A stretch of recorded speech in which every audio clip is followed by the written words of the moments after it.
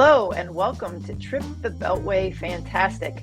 One of the most interesting threads to come out of the last 6 months of new foreign policy in the Trump administration is that China has not been the focus, other than a tariff war, which, as of this writing and reporting, does not appear to have blown up in the catastrophic ways predicted in the press, at least not yet.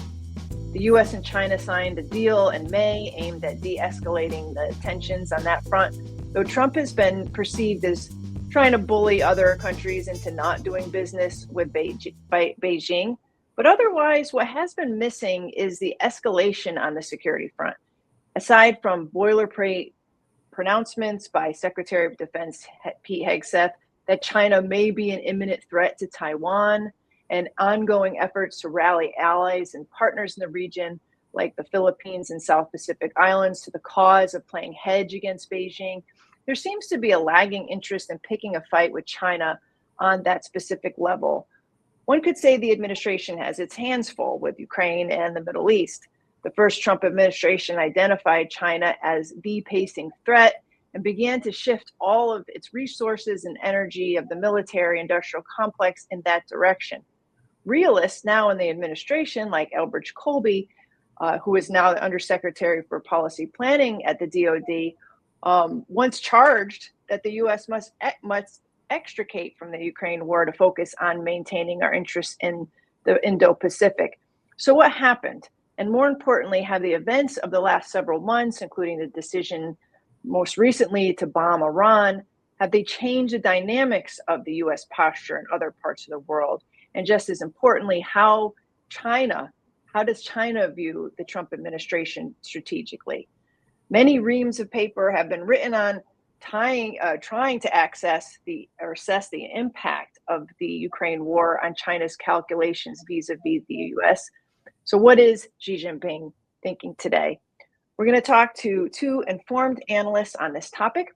Wyne, Senior Research and Advocacy Advisor for U.S. China at the International Crisis Group, and also author of America's Great Power Opportunity, will be joining us, and Dan Grazier, Director of the National Security Reform Program at the Stinson Center.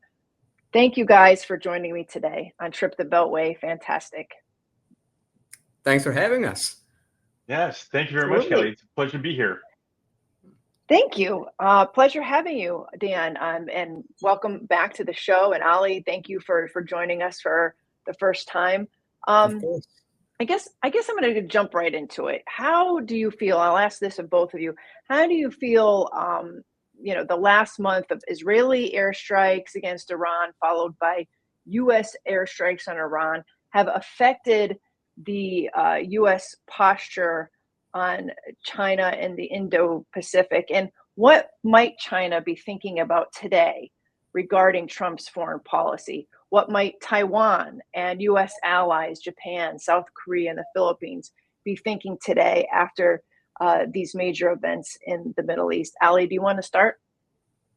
Sure, happy to take a crack, and Kelly, thanks very much for having me on the podcast. So I guess a few thoughts. One is, and I think you were alluding to in your opening remarks, for a very long time now, I would say roughly, you could say since the turn of the century, for about 25 years under Republican administrations, under Democratic administrations, one of the thrusts, or at least one of the aspirations on a bipartisan basis, has been, whether you call it pivoting to Asia, rebalancing to Asia, and regions other than Asia have a way of inserting themselves into the mix, or reminding the rest of the world of their importance and commanding attention. And so I think that U.S. commitment to Asia, U.S. interest in Asia, I think that they've been kind of episodic. They haven't been consistent. I remember an article, I think 2010, if I'm not mistaken, 2010 or 2011. There was an article by Steve Clemons in which he related a conversation that he had with a then foreign policy official in China. And Steve put to this official the question, what is China's grand strategy vis-a-vis the United States? And this official said, somewhat jokingly, but I think there was a kernel of truth, this official said to Steve, China's grand strategy consists in part of a hope that the United States will remain bogged down in the Middle East. To the extent that the United States is bogged down in the Middle East, it means that the United States has less strategic bandwidth to allocate to Asia and less strategic bandwidth to thinking about China. So obviously, I think that China is watching, guardedly. I think that we really don't know what the full reverberations will be of the Trump administration's actions in the Middle East, beyond the Middle East. But to the extent that, again, the Trump administration's bombing of these 3 Iranian nuclear sites, to the extent that it enmeshes the United States further in the Middle East, China could see it as a potential distraction. I will just make one further point, and then I'd really be curious what Dana has to say. I think that you make an important point, Kelly. You made another important point in your opening remarks, which is, I think, contrary to a lot of widespread expectations going into the second Trump administration. Granted, we're still early months yet. China, and I would say Asia broadly, really haven't factored quite prominently in the administration's foreign policy. And I think, and maybe we can discuss later in the conversation, I think that when it does come to China, when it does come to Asia, the term Trump administration is something of a misnomer, because I think the way that President Trump thinks about China policy, the way that he thinks about alliances and partnerships, often differs very significantly from the way that some of his key senior advisors do. Thank you for that. Dan? Yeah, so I think the Chinese leaders have to be pretty relieved to see the United States focusing on parts of the world that aren't China. My reading of Chinese leadership and their military strategy is they are focused on their own domestic security, and a lot of their military preparations are geared towards keeping everyone else out. So the Chinese leaders are really interested to make sure that they never suffer another century of humiliation like they did in the 19th and 20th centuries. And so if you really look at what the Chinese are doing with their military modernization, with their A2AD, their other defensive systems, and their naval fleet, even though it's formidable as far as numbers go, what the Chinese are really doing, when you really look down into it, they're building a fortress fleet, like a Mahanian fortress fleet that's supposed to operate close to Chinese territorial waters under the protective blanket of shore-based aircraft and missiles, because all they want to do is keep everyone out. And China has really served as kind of an interesting foil here in Washington for, really the last 25 years, in that it's kind of like the default enemy. Like when the United States isn't focused someplace else, like in the Middle East, then we kind of default to China. Like China becomes the pacing threat, and we have to focus completely on China until we don't. And then we get distracted and we focus our attention someplace else. But then as soon as that other crisis kind of palls, then we go back to China. And I can imagine for the Chinese leaders, that has to be really frustrating, because my reading is they really just want to be left alone. And so, because of that, whenever the United States does get distracted, that gives them a little bit of breathing space so they can focus on their own internal problems, which are very numerous, much more so than a lot of people here in the United States like to think about. So whenever the United States isn't focused on China, they get to focus on their own problems and not have to worry about keeping the United States out of their own backyard. When you say they just want to be left alone, that seems to me the opposite of what the hawks want us to believe. I can't tell you how many times I've heard the trope that China is aggressive, that it's hegemonic, that without our leadership in the region, that it wants to take over not only the region but maybe even globalize its power. What you're saying is putting a big damper on that approach, or that narrative. Right. I know it. What I have to say about China very much goes against the general narrative that comes out of Washington. I'm not. I don't believe that China is completely benign. But they also don't have global military ambitions in particular. They never have. That's never been a part of Chinese culture.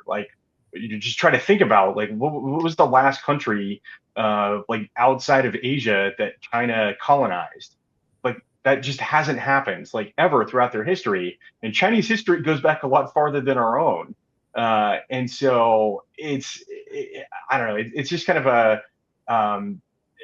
a baffling phenomena, but it's one that's perfectly understood when you think about like domestic policy here in Washington.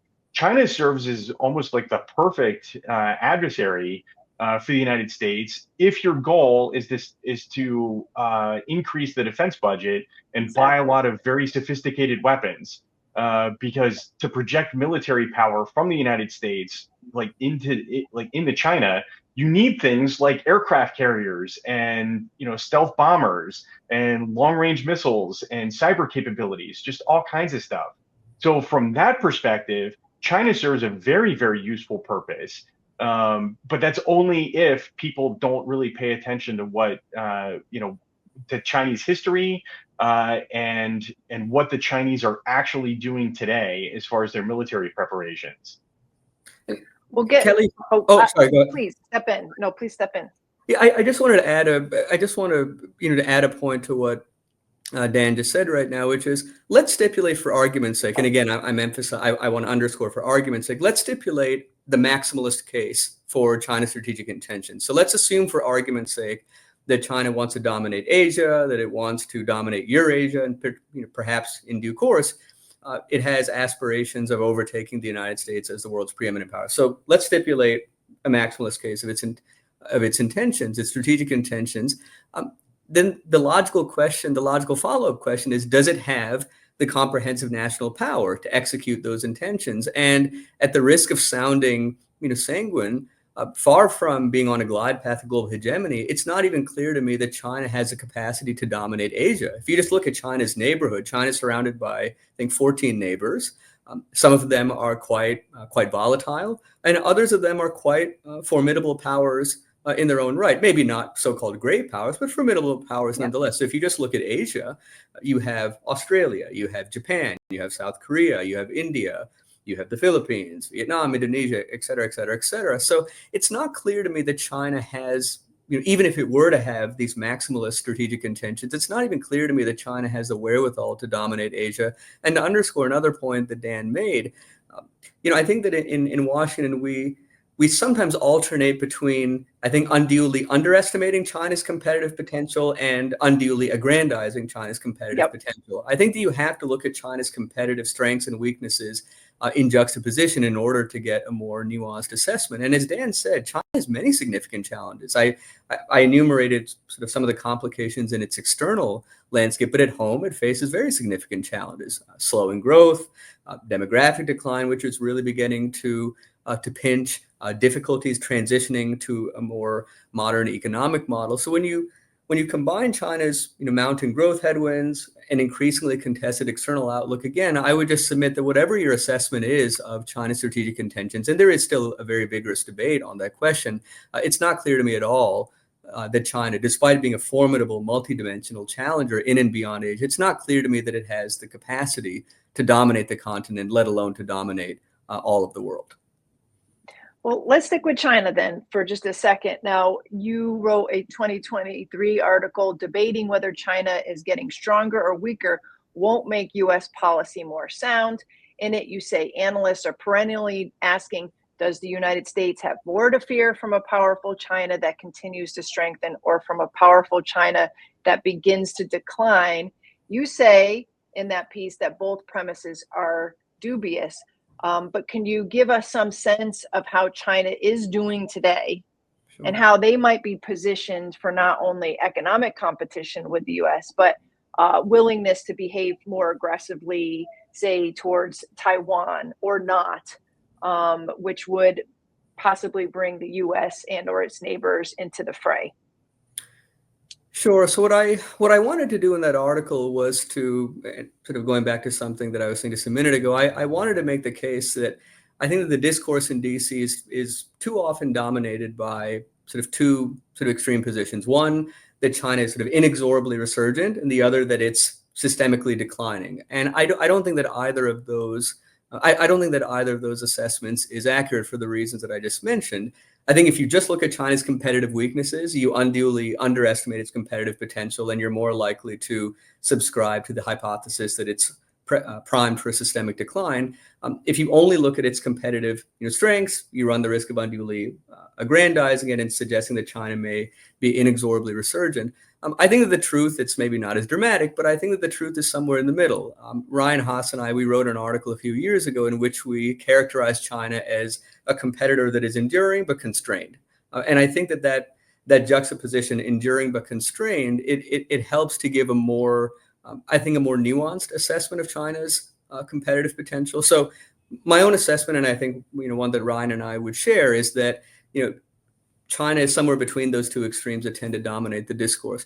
Having said so, there's no question that vis-a-vis when President Trump first took office 8 years ago, China comprehensively, whether you look at the size of its economy, whether you look at its military modernization, particularly in the naval and nuclear domains, whether you look at its diplomatic presence, China now has more diplomatic outposts than the United States does. Whether you look at the technological strides that China is making, there's no question that China is comprehensively much stronger than it was 8 years ago when President Trump first took office. And I think that it's telling that this time, my sense is that when the Trump administration imposed tariffs this time around, so it imposed very high tariffs on April 2nd, it noticeably accepted China from that partial 90-day reprieve that it enacted on April 9th, and then it ratcheted up tariffs steadily. My sense is that the Trump administration thought that because of some of the growth headwinds that I mentioned earlier, that China would just kind of wave the white flag and say, look, we don't have the capacity to deal with tariffs, let alone especially in light of all the growth headwinds that we already are dealing with. Not only did China not wave the white flag, but China demonstrated that in the intervening 8 years, it not only has grown its capacity to absorb significant economic pain and endure significant economic pain, it also has developed a pretty formidable arsenal of retaliatory economic weapons. And I think the real pain point that it has seized on is rare earths. If I look at economically, what are the principal sources of leverage that the United States has on China and the other way around? I think that for the United States, I think its principal source of economic leverage is sort of stymieing China's ability to develop sort of higher end semiconductors. I think China's principal source of economic leverage is rare earths. But if I'm not a betting person, but if I were a betting person, my own bet would be that I think that China will probably more quickly overtake the hurdles to developing high-end semiconductors than the United States will be to diversify away from China's rare earths in a meaningful way. Wow, that's pretty fascinating. I have a couple questions, but let me ask Dan first. Do you think these tariff wars or tariffs and the restriction of rare earths, do this economic competition, can it turn kinetic at some point? Do you have the concern that maybe the strategic competition isn't front and center now, but the hostilities that might be generated from a tariff war or an economic situation in which, say, Trump continues to tell other countries not to do business in China, at some point might turn into more of a hot war? Is that a concern? Well, of course, it's always a concern. It's not my biggest concern, though, as far as what might tip a diplomatic or economic spat into an actual shooting war. I'm much more concerned with potential diplomatic or political missteps. So let's say the United States convinces the Taiwan's leaders to declare independence, or if there was some really strong messaging coming out of Washington that the United States was going to somehow restore official diplomatic relations with the Taiwanese or something like that.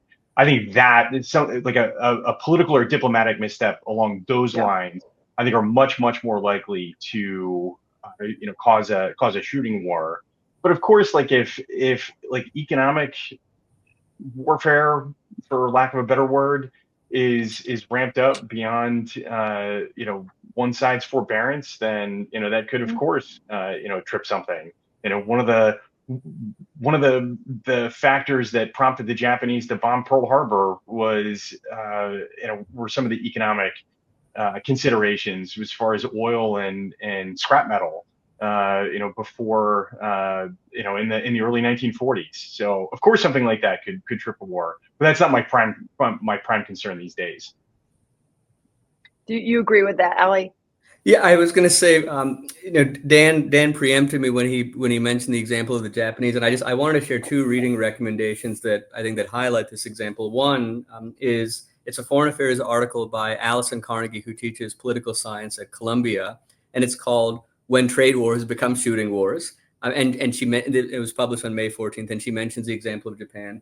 The other, and I would highly recommend this book because of the major cautionary tale, I think, Kelly, to your question and to the example that Dan brought up, is A World Safe for Commerce by Dale Copeland, a really, really terrific book. So those would be two reading recommendations. And Kelly, they both get at the concern that you brought up. I agree with Dan, though. I think one of the reasons I'm not as concerned, at least right now, about the potential for kind of a trade war or a tariff war to become a shooting war is I think, and as I mentioned earlier, I think that China has demonstrated that, sure, it doesn't like the tariffs, and the tariffs are obviously causing some problems for its companies and for its consumers. But I think that China is more than capable of holding its own, and it's also capable of retaliating in ways that really identify and amplify pain points in the United States, whether for farmers, whether for vast swaths of American industry that depend on rare earths. So I don't think that China, now, if China were to conclude that tariffs, sanctions, export controls could prevent it from, quite literally, from growing, could prevent it quite literally from developing, I think that would be a different threshold. I don't think that China has that concern. But and so a long way of saying that I agree with Dan, and I do share the concern that I think, yes, I worry about, I worry about sort of the military balance across the Taiwan Strait in particular, but I really am I'm more worried about diplomatic missteps. I'm more worried about political missteps. And I am also worried about, I think, really impoverished channels of mill-to-mill communication between the United States and China. We have to cultivate those. And I think that in the aftermath of then Speaker Pelosi's visit to Taiwan, in the aftermath of Balloon Gate, there's been I think that during the second half of the Biden administration, we saw some repair work, some important repair work that was done to restore mill-to-mill channels between the United States and China. But they're at a very impoverished level right now. And it's very important that we restore those because, look, the military balance across the Strait of Taiwan is becoming more favorable towards China. I think that Asia on the whole is becoming more contested. There are just more military assets in the region. And so the potential for some kind of miscalculation in the skies, potential for miscalculation at sea, I mean, that potential is growing. And so I would just make the case that we really need to, I think, bolster those channels of mill-to-mill communication between the world's two foremost powers. Yeah, my colleague, Michael Swain at Quincy Institute has done a lot of work on crisis communications. And I think he would agree with you fully that there is so much more to be done there. He was my first boss out of college. Oh, yeah, yeah. That's right. Michael I Swain, forgot yes. about that. Yeah. Great work. I'll put his stuff in the show notes along with your book recommendations as well. Dan, I think this is a good time for me to ask you about your recent trip to Taiwan. You and your colleague, McKenna Rawlings, recently returned. You traveled to six, I think, different cities in key areas on the coast and in the interior. You surmised afterwards that, quote, here normalcy prevailed and growing geopolitical, amid growing geopolitical tension at each stop, we asked how an amphibious landing by China might unfold. The answer was always the same: low odds of success, followed by an entirely different and equally challenging obstacle. Can you tell me a little bit about your greatest impressions in terms of what a potential Chinese invasion might look like? Yeah, you're right. McKenna and I, we spent 10 days in Taiwan in April, and we traveled from, one end of the island to the other. We tried to see as much as we possibly could during that time. And the origins of this project was, it's based on my own personal background. Like I was a Marine Corps officer for 10 years. I was a tank officer back when that was still a thing. So, I have experience with ground combat, and I'm also a graduate of Expeditionary Warfare School, which means that I have experience with the amphibious part of that. And I mean, even with my experience as a military planner, like I've studied this problem for 2 years, really, and I don't see how an invasion of Taiwan could be successful for a whole host of reasons. And that was really the purpose of the trip, was to confirm some of these suspicions. Just looking at the overall terrain of Taiwan does not favor like big, large scale military operations.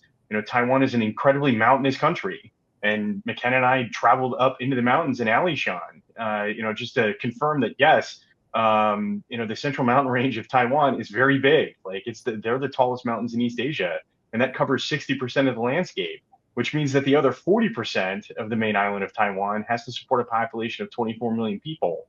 And the way that you do that is through careful land management. You crowd most of the people, into big cities. More than 80% of Taiwan's population lives in cities like Taipei, Taichung, Kaohsiung, Tainan, places like that. They're incredibly dense, big cities that would be a nightmare to fight through.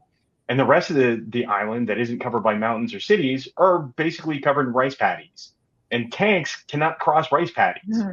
So it's a horrible place to fight, even if an invader happened to be able to create a beachhead in Taiwan. I've counted 8 major challenges that would have to be overcome by an invader to successfully conquer Taiwan, and each one is more implacable than the one that came before it. And so I think the chances of a successful invasion of Taiwan are extremely low. And I think the dangers of failure are large enough that it could potentially bring down like the government of the invader, quite frankly, particularly one that is like Ali mentioned earlier, facing a severe demographic crisis. The Chinese population, they're basically in their third generation of the one-child policy. So you have to imagine that like nearly every Chinese soldier that might potentially be sent across the strait is the only son of an only son, which means that there are 6 family bloodlines that depend on that soldier's survival. And so if you pack 1,000 of these soldiers on a transport ship and it gets torpedoed in the middle of the Taiwan Strait, that means 6,000 Chinese families have vanished in an instant. That is not politically sustainable to any great extent. And the leaders in Beijing have to understand that. I believe them when they say that they want to regain full political control of Taiwan. I understand the reasons why they want to do that. But I think they're going to use every means other than direct military means to accomplish that goal.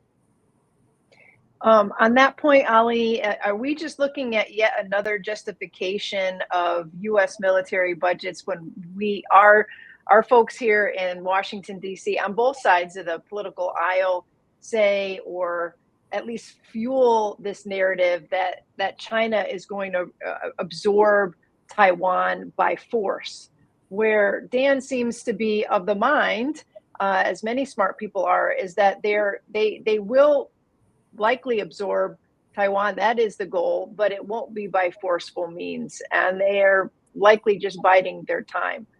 Can you talk a little bit about the threat inflation that seems to be emanating out of Washington on this issue?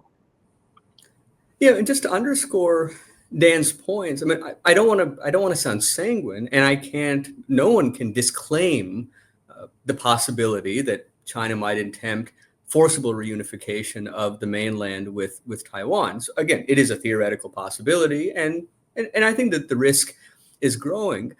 But I think that to Dan's points, the obstacles that China would have to overcome, and Dan enumerated them really well. I would just mention, just a couple of others. One, if you look at the Taiwan Strait, which Admiral Paparo has said, his goal is to turn the Strait of Taiwan into a hellscape. So there's a very good chance that before, let's say that Xi Jinping were to authorize a Chinese invasion of Taiwan, there's a very good chance that as the PLA began traversing the Strait of Taiwan, the risk of interdiction or detection would be very high. The risk that PLA units would suffer catastrophic losses before even breaching sort of the porcupine defenses that Taiwan has placed on its perimeter. There's a very high chance that an attempted Chinese invasion would go horribly wrong for China before it really even got started. So there's that risk, just all of the risks that you accumulate as you traverse the Strait of Taiwan. Another risk is, and I think if you're Xi Jinping, you have to be thinking about this. Xi Jinping, in the process of consolidating power over the past now decade plus, he's also made a lot of enemies, and he has to be thinking, especially when he looks at the difficulties that Russia is having in Ukraine, he has to be thinking, if I authorize an invasion of Taiwan, and if it starts going wrong, and there are many reasons that, as Dan enumerated, many reasons why it could go wrong, Xi has to be thinking, who are the potential Prigozhins in the PLA who might rise up and who might see this moment of chaos as an opportunity to overthrow the regime. All the way of saying, again, I don't want to sound sanguine. We have to be cognizant of the possibility. Right. But we should also be, here's what actually potentially worries me more, in part because I think these are scenarios that are maybe even harder to deter. The one scenario that worries me, at least as much as the scenario that I think really seems to be on a lot of people's minds, is what some scholars have referred to as kind of the strangulation scenario. And this is basically, in a multifaceted way, if China continues to bring to bear pressure on Taiwan. So whether it's staging more military exercises in Taiwan's aid is, whether it's co-opting certain political elites in Taiwan, if in a multifaceted way you grind down Taiwan psychologically, it's much lower risk, it's much lower cost, it's also far harder to deter. And so I think that in addition to thinking about kind of the catastrophic invasion scenario, what about the strangulation scenario? And also what about some other intermediate scenarios? What would we do in the situation? What would we do in a quarantine situation or in a blockade scenario? So, but I do think that we should, and one last one that I'll make just on the possibility of an armed confrontation, I think it's very important that we make at least 2 points. One, that war is not inevitable. It never has been, because the decision to go to war, it's a human decision. We hear about structural forces that are just propelling the United States and China to the brink of war. But ultimately, the decision to go to war, it's a human one. And so long as human agency exists, war is not inevitable. And I think we need to make that point. And number two, we talk a lot in these wargaming exercises, and I feel like there's some kind of wargaming exercise report almost now on a daily basis. Any victory would be a Pyrrhic one. Even if the United States were to win or China were to win, the losses, the military losses, the economic losses would be devastating. And so to even talk about who would win a war, I think there's a very real possibility that if the United States and China, God forbid, if they were to go to war, I think that there's a very real risk that it wouldn't be short and decisive, but it would be protracted over many salvos. And so war is not inevitable. Any victor of a war would suffer staggering losses. And so we really need to be pushing back against the presumption of fatalism, this kind of creeping fatalism that I sense in a lot of conversations, and be thinking about what can we do to postpone and ultimately avoid a real catastrophe. And it is an avoidable catastrophe. Well, let me ask one last. Oh, go ahead. I was just going to say, Kelly, if I could, Allie, I'm so glad you made that point, because I try to make it as much as possible here in Washington. War is a human endeavor, and wars are fought for human purposes. And to deny that, to turn it into like a mechanistic, like technological endeavor, it strips the humanity of it, and it just it kind of creates these like really horrible scenarios, and so we have to really be mindful of this. That yes, this is it's a human problem, and we have to deal with it accordingly. And like a war a direct confrontation between the United States and China would be absolutely devastating. Everyone has to keep in mind that the United States and China are both nuclear powers. So any direct military confrontation always runs the risk of going nuclear. But even if we manage to stay beneath that threshold, which is by no means a certainty, a direct military confrontation would just be catastrophic, and there would really be no winner. Like Yeah. it would, neither side would turn out well, as a result of that. And I think, with most wars, if when they're not actively counterproductive, they always end up taking on a character of their own. And the ultimate winner tends not to be either one of the combatants. And I think that would be the case. The United States and China goes to war, a direct military confrontation, and somebody else would come out on top as a result. And we might really not like who that is. Well, let me just ask one last question, maybe leave this on a hopeful note, though I feel like you guys have lent some optimism to this foreign policy story. What do you make of the fact that Donald Trump has not vocalized defense of Taiwan as part of his foreign policy in the Indochina realm? I mean, we had a president, Joe Biden, who twice came out publicly and said that the United States would defend China if attacked, which kind of set everybody's teeth grinding over the prospects of war with China. Trump hasn't said anything akin to that. If anything, Taiwan seems a little nervous that maybe the United States doesn't have its back necessarily. Do you find, what do you make of that? I don't know, the lack of talk out of the Trump administration about its relationship with Taiwan today. Ali, you want to go first? Sure. Just a few thoughts. One, I think Taiwan is a good example. I tried to make the point earlier that there are sort of differences within the Trump administration, and even the term Trump administration, it's something of a misnomer because it implies a degree of cohesion between the views of the president and those of advisors that I think really doesn't obtain on many foreign policy issues. And I think particularly when it comes to China and Taiwan. I mean, if you look at Taiwan, I think it was very revealing when, I guess it was, I want to say in March, I could be getting the month wrong, but when the head of TSMC was in Washington to announce that TSMC would be investing an additional $100 billion, one of the reporters who was in attendance said, President Trump, congratulations on this announcement by TSMC, and then asked, if China were to attempt an invasion of Taiwan, what would you do? And the president, I think quite revealingly said, well, it would be a catastrophic event, but it's why I'm happy that this deal has gone through, because the more that we onshore some of TSMC's chip making capacity, the less of an impact an invasion would have on our economy and our military. The president certainly, I think, views Taiwan more through the lens of chips than through security. But many of his top aides, and I think Kelly, you mentioned at the outset, Secretary Hegseth's speech, the one that he gave at the Shangri-La Dialogue, in which he said that China's threat to Taiwan could be imminent. So there's a gap between the way that the president thinks about Taiwan, the way that some of his key advisors do.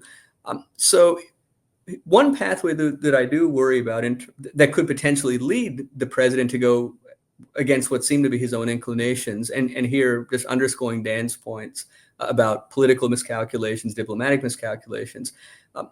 The president campaigned on, for re-election on the pledge of no new wars. I do think that he has an aversion to great power war. Arguably, even greater than an aversion to great power war is a real bristling at being seen as weak. Look at the umbrage that he took at this acronym TACO. I think it's tariff and chicken out. He doesn't like being seen as weak. And so one concern that I would have is if China were to start making certain moves, vis-a-vis Taiwan, and if certain folks in the press or certain pundits, or if even certain members of his administration were to say, Mr. President, if you don't respond, you will be seen as weak. Your legacy will be that of a weak president. Does he then overcorrect? So I do worry about that potential, mechanism, but that's a hypothetical, and I hope we don't have to cross that bridge. I would just say that when it comes to Taiwan, and I'll just I know we were talking about Taiwan, but I'll make a point about China as well. China is a very striking example of a real chasm between how the president thinks and how many of his senior advisors do. President Trump says, President Xi was a dear friend of mine during my first term. The United States and China together can solve all of the problems of the world. And yes, he has, he went through this tariff with this Liberation Day tariff campaign. But even now, as you mentioned, Kelly, in your opening remarks, it seems like kind of now he's walking that back. The way that he talks about President Xi, the way that and it's also the way that he thinks about the China challenge. My sense is that outside of the size of China's trade surplus, outside of China's export of fentanyl precursors, I don't get the sense that the president is particularly animated by many of the other longstanding traditional irritants in bilateral relations. He doesn't subscribe to a kind of zero-sum, existential, highly ideological conception of strategic competition the way that many of his advisors do. So whether it's Taiwan, whether it's China, and then one last point, I promise. Also, when it comes to alliances and partnerships in Asia, the president is far more likely to regard alliances and partnerships as economic burdens than as strategic assets. Again, contrary to the way that many of his advisors think. So I would say watch the space. The real operative question is, to what extent will we see kind of parallel sort of Taiwan and China policies and parallel Asia policies where, the president says, look, I want to, my playpen is I want to do some kind of big trade deal with President Xi. And he says to his senior advisors, do what you want to do so long as it doesn't undermine my trade negotiations. So how long will we continue to see kind of parallel policies? Number one. And number two, will there be an event such as in the first term, the coronavirus pandemic, that induces a coalescence between the president's views and actions and those of his senior advisors? Dan, I'll go back to the original question. I mean, are there any clues that we could see in Trump's posturing on Taiwan, or lack of posturing on Taiwan in the first 6 months? Sure. So the status quo between China and Taiwan has existed for 76 years now, and it's an awkward one. And the strategy of like strategic ambiguity, with the status of Taiwan, it's not an ideal strategy. It's not an ideal situation, but it's about the best that we can come up with, considering the situation. And the way that you maintain strategic ambiguity is by not talking about it all that much. And so, because it's really easy, it would be very easy to talk ourselves into a direct conflict.